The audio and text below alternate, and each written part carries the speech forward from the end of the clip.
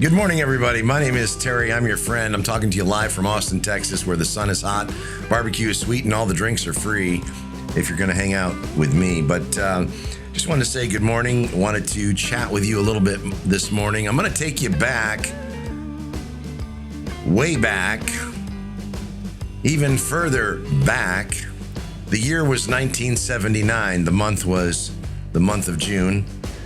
I was 18 years old. I had just graduated from high school and got home. And to my surprise, my dad had purchased me a car. It was my very first vehicle. It was my very first car. And man, I tell you, we'd been looking at a few things, but this was a 1971 Camaro. Wide tires on the back, white stripes going down the hood all the way across to the back, a spoiler on the back. I tell you, was I excited. That car cost $800. My dad paid $400 of it, and I had to pay the other $400. That's what kind of gift that was, you know? My parents always had a thing that said if they bought me something of high value or a lot of money, they would pay some of it, and I would have to earn or pay the rest or the remainder of it. That was my first car, and had it for the first couple of years in college. And sold that car, actually, 2 years later. I think I sold that car, and I actually sold it for $800 as well after 2 years of using it. But the reason I tell you that story is because just recently, I've been actively looking for just a fun car, and I get on ClassicCars.com, and I look around for a couple different things, and I finally found a Camaro. It wasn't a 1971. I always liked the 67, 68, 69 model Camaros, but I found a 1969 Camaro. It was white, spoiler, wide tires on the back, 2 orange stripes because of my business. Orange interior. The guy had renovated it or fixed it up so that it was all beautiful leather orange interior on the inside, convertible, white convertible, beautiful, incredibly beautiful car. Any case, I decided to buy that car. I bought that car and had it delivered just a few months ago to my house. And lo and behold to me, when I got the car delivered, there was little to no gas in that car. What's funny is if you haven't had an older vehicle or a classic vehicle in a long time, what happens is you forget about a lot of the things that you used to have when you had a classic car. Like inside the car, down on the left or the right side of the front passengers, it has bucket seats, but on the passenger side, there's what they call vents. And instead of having air conditioned, what they would do is you would open up a vent and you'd pull a thing, and so the air could flow in. And then they actually have, in this particular car, they have a lot of ashtrays. There's an ashtray on the dash, there's an ashtray on the console, and in the very back seat, there's 2 small ashtrays, little silver ashtrays. You know, you flip them up, flip them down. It's pretty fun. An antenna. Could you believe it? There's an antenna in the very front of this car, right in the very front. They used to have antennas for AM, and at one point they were just AM radios and then FM radios. There's only one single small speaker. It's right in the dash. But it was interesting. But anyway, the gas gauge said there was no gas in it. So I go, man, I got to get this down to the gas station. I live just a mile or 2 away from a gas station. And I took the car down to the gas station, and I get out and I pull in front of the gas station and I get out. And normally on the back left or the back right of your car is where you'd put the gas in. And I'm looking around, and sure enough, I can't find the damn gas tank. I can't find the gas cap. And I go, where is this? You know, I own a car. I've got a Porsche that has the gas tank on the front, and the gas cap is on the front of the car. And so I'm looking all over the sides of the car, and all of a sudden it hits me. I go, you know what? I remember where the gas tank is in a 1969 Camaro. Do you remember where that gas tank is? It's actually behind the license plate in the very back of the car. There was a spring-loaded license plate. You'd have to pull the license plate down and find the gas cap. Well, at this particular car, they had done a lot of remodeling on it, and so that particular gas tank was laying relatively flat. And so when I went to put some gas in, I couldn't just do it and put the gas in straight. I had to go and get one of those funnels. I don't know if you would know what a funnel is, but a funnel is something that has a wide opening at the top with a narrow opening at the bottom, and I had to put a funnel in there to actually create an angle so that the gas would go into the gas tank. And I tell you that story because what I'm about to share with you is a business idea or a business concept that includes the use of a funnel. And I had to use that funnel for my car to put some gas in it. But many times, in order to get the gas, in order to get the engine to go, the car to go, you got to put the gas in it. And for most of us, our business, sales, revenue is the gas that runs your engine. It is the gas that runs your car. It is what gets you from point A to point B. You cannot do anything, it seems like, in business until a sale is actually made.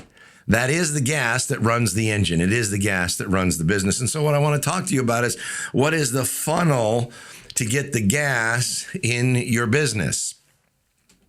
And it all starts with what we call leads. At the very top, or the widest part of that funnel, there is a lead. So people say, well, what is a lead? What do you mean, Terry? A lead? A lead is a name, it's a contact, it's somebody, it's a prospect. You've heard that term used many times, but it's a prospect, somebody who might have some interest in your business. And then that funnel gets a little bit narrower. And now you have to identify, does that prospect really have an interest in your business? Can they afford to do business with you? And can you get them to sample, try out, visit, or set up perhaps an appointment with you? And that makes that, just that name and the number, get a little bit narrow, because everybody that you get a name or a contact from doesn't necessarily want to do business with you. Some of those people just say, this is not for me, it's not the right time, or they can't afford it, etc. So they don't want to do business. But there are groups of people that do want to do business and can't afford it and want to try it out. And so they'll set an appointment. And then in order to get that a little bit narrower, you've got to go from the people that set the appointment to the people that actually show up for that appointment, right? So I don't know if you've ever gone to the dentist, but you go and set an appointment for the dentist. And many times I get busy and forget about some of those pieces and parts. And so what happens is I'll get a text the day before, or I'll get a text the night before or the morning of, and says, don't forget your dentist appointment. You've got a cleaning today, or you've got a dentist appointment. I say, oh man, I got to rearrange things. And so it's a good reminder for me, or what they're really doing is they're confirming their appointments, but it's a good reminder for me that I've got that dentist appointment if I didn't get it in my personal calendar.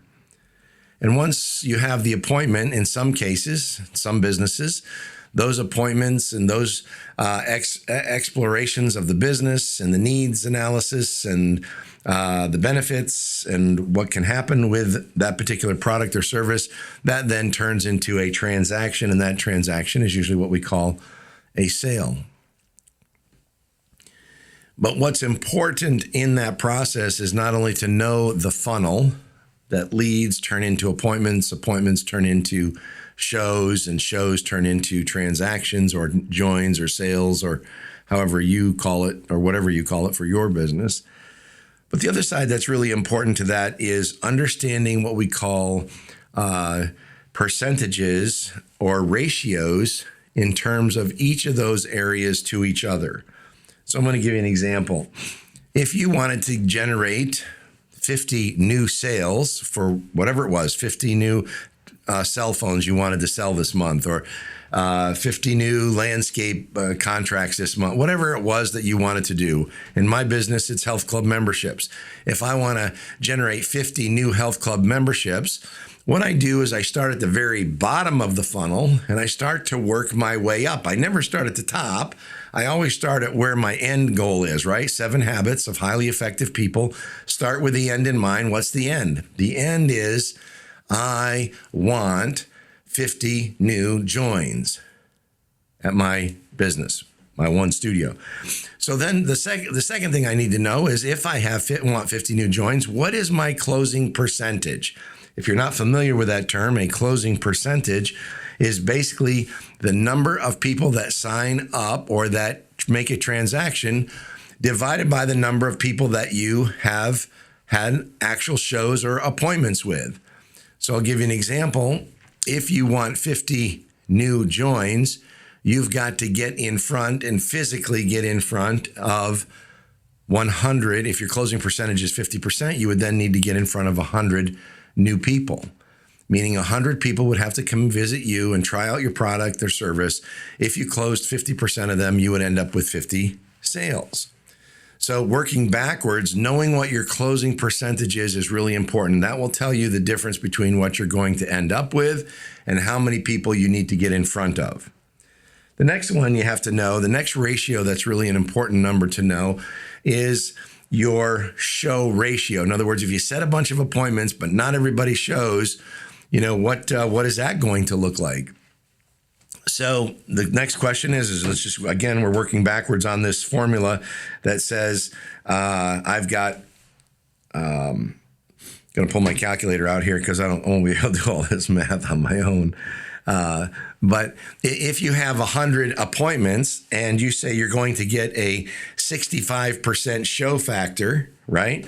So all you simply do is take 100 of your shows divided by 0.65, and that means you're going to have 153 appointments. So just listen to me now. You have 153 appointments.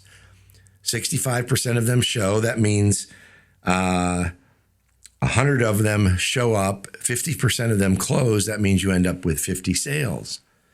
And so the last piece then is what is the ratio of your appointments to your leads? In other words, how many leads do you need to get 153 appointments? And in our business, we're finding it's about 40%. So we would take your appointments divided by 0.4, and that would mean you would need 384 leads. When I go through it in the funnel method, you'll understand it. 384 leads, you get 153 appointments, you get 100 actually appointments to show, and then you close 50% of them and you end up with 50 sales. So in order to get 50 sales at the bottom of the funnel, you need 384 leads, names or contacts at the top of the funnel to be able to work through the course of 30 days or the course of whatever your selling period is in order to make that happen. Leads, appointments, shows, sales. Know what those three ratios are between each of those, between sales to appointments, appointments to sales. Know what the ratio is between shows to appointments, appointments to shows, and know what that ratio is between leads to appointments and appointments to leads. Now, another ratio you may want to take a look at is what we call your call ratio. Your call ratio is how many dials or phone calls do you need to make in order to set one appointment. In our business, we know that that's about 8 to 1. So for every 8 dials, I pick up the phone, I dial those 8 numbers, 1, 2, 3, 4, 5, 6, 7, all right? Or 7 numbers, whatever that is. I guess 7 numbers you dial nowadays. It used to be 8, I guess. I don't know. If you're dialing long distance. In any case, you dial those 7 numbers and nobody answers. You pick up the phone again, you dial another number and it's disconnected. You pick up the phone, another number, and they said, you get a voicemail. You pick up the phone again. This is the 4th time. And finally, you get to talk to somebody. So that would be you talk to somebody, but they're not interested. So you pick up the phone again, the receiver, and you dial again. That's your 5th call, your 6th call. If you do that 8 times over and just dial 8 times, you should be able to talk to 1, 2, 3 people. And out of that, you should be able to set an appointment with one person. Those numbers have changed a little bit in COVID. We're finding that it used to be 8 to 1. It's probably closer to 10 or 12 to 1 at this point. People just aren't answering their phones anymore, and so we've got to leave a few more voice messages or follow up with text messaging as well. My point is this, is for your business, if you're going to run your business and you're going to have the gas that runs the business, and that gas, in fact, is sales to make the engine go, do you have the formulas? Do you have a funnel? And not only do you have it as a business owner, but does your staff really understand that funnel? Could you show a visual that looks something like that says, this is what the business looks like and what that funnel looks like, and then you create a personal funnel for them. So if you have 5, 10, 15, 20, 30, 40 salespeople, depending how big your business is, everybody has their own personal funnel. That then flows into the business funnel of the entirety of the business. And you, in fact, get to have a phenomenal month. You get to have sales. You get to have leads. You get to have appointments and transactions. Everybody knows their own personal ratios. Those ratios combined then make up the ratios for your business. That is the gas that runs the engine. You need to have a funnel. You need to have formulas. You need to have ratios. If you want to be better at running the business, if you want to be better at running your Camaro, you need to get a funnel. You need to get some gas in that engine. My name's Terry. I'm your friend. Good luck with that funnel.